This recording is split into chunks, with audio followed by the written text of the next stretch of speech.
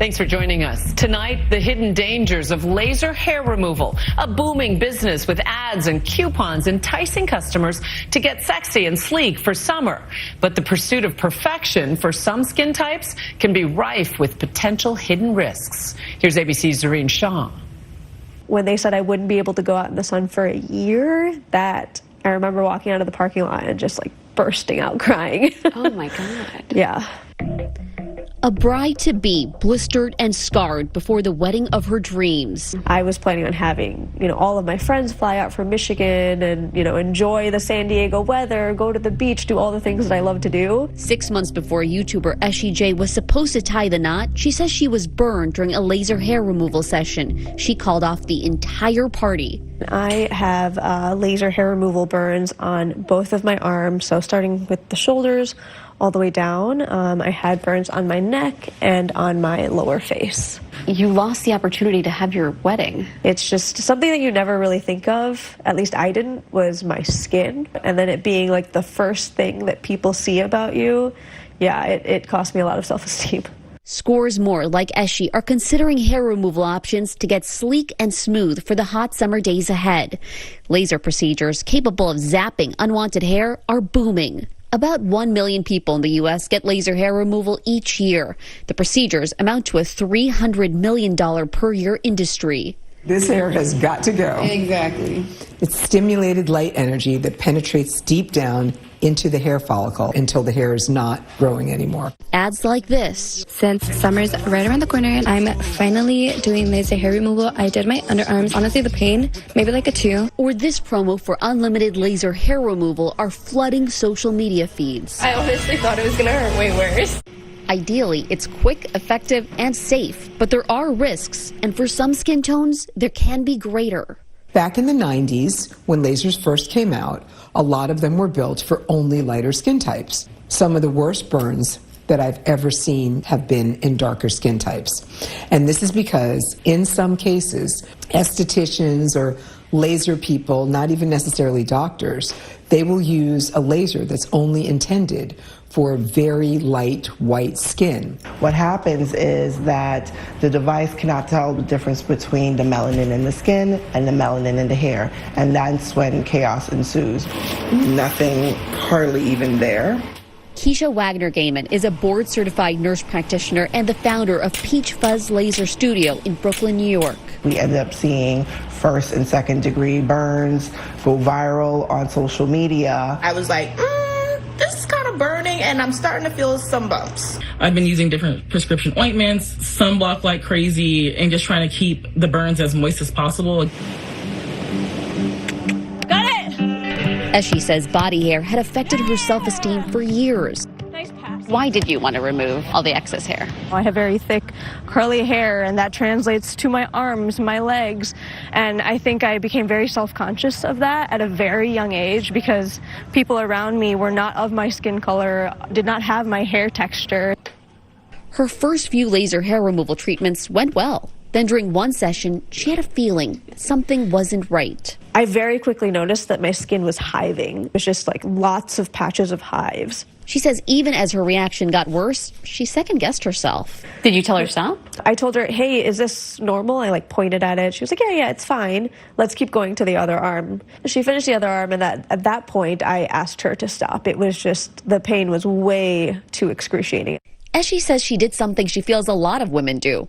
Downplayed her pain. By the time I went out into the front office, I could see the eyes of other clients on me, but unfortunately, I told myself, it's not that big of a deal. Calm down. It's in your head. Okay, so you really had to cover up your skin after this happened. Yeah, I definitely did. I was fully covered, shoulder to arm.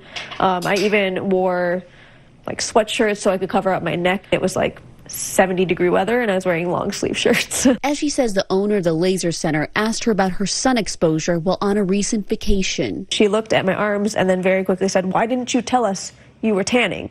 Why didn't you tell us you were out in the sun? And she just said, well, you should have told us. You shouldn't be doing laser if you were in the sun. But she says they never warned her about the potential consequences. They had not once gone over procedure, preparation, aftercare with me, nothing. If you feel extreme pain, if you get blistering, that is the beginning of a burn. That is worrisome. Dr. Jeanine Downie is a board-certified dermatologist. This laser is the XLV laser. It's good for all skin types. She views these burns as a part of a broader problem in the beauty industry, with some providers rushing to get in on a hot trend, lacking medical knowledge and technical training. There's a lot of people that will discount coupon their health and go to laser clinics that are staffed by people that learned how to use the laser the day before, and burns happen. Certain lasers tend to be more effective in a wider range of skin types or shades, including machines that can easily distinguish the melanin the laser zaps in hair from the melanin in the skin. The trauma of being burned by a laser cannot be understated, because it did not have to happen. Because now, in 2023, there are lasers for all skin types. The American Academy of Dermatology recommends choosing a board-certified dermatologist for any laser treatments. I tell my patients all the time, look in the waiting room. Does the doctor have patients that look like you? Does the doctor have staff like you? Does the doctor have experience treating your type of skin? At her laser studio, Keisha Wagner-Gaiman focuses specifically on getting people with darker skin closer to their hair removal goals. At Peach Fuzz, we have a first-hand understanding of the complications that coexist with skin of color and hair removal because of the sheer nature of our hair type, which can be kinkier and curlier. We're susceptible to ingrown hair, folliculitis, dark spots. So Tamika had to, at one point, shave almost every day. For years, Wagner-Gaiman experienced her own complications with unwanted hair. I essentially destroyed my skin with the shaving, the tweezing, the waxing, and it just kept coming back. Her early laser hair removal experiences were worse. I ended up being burned, had hair singed to my face. There's a lot of facilities that have not invested in laser technology to suit everyone, and it really isn't one size fits all, because dark skin can come in a variety of shades. Eshi says she will likely never get the procedure done again, but would like to see others who do speak up for themselves. When you go to a laser technician, ask to see their certifications, ask about, what training they've received. And the other thing is, do they talk to you about preparation, what you should be doing beforehand, even weeks out from your appointment? I also imagine you have grown emotionally a lot since this moment. Do you feel an evolution in yourself? Absolutely, I do. I think that one of the first things that I came to in that moment was blaming myself when I was the one in excruciating pain.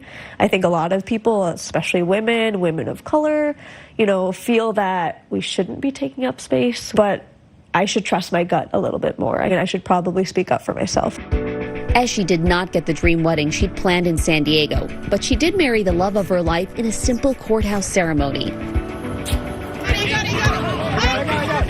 And now, nearly 2 years later, she's toward the end of her recovery, but still has to take precautions before going out into the sun. How does it feel to be out here? It's a big relief, honestly. It sounds so bizarre, but the privilege to be out in the sun and on the beach and not super worried for my health. This has been finally great. Our thanks to Jeanine.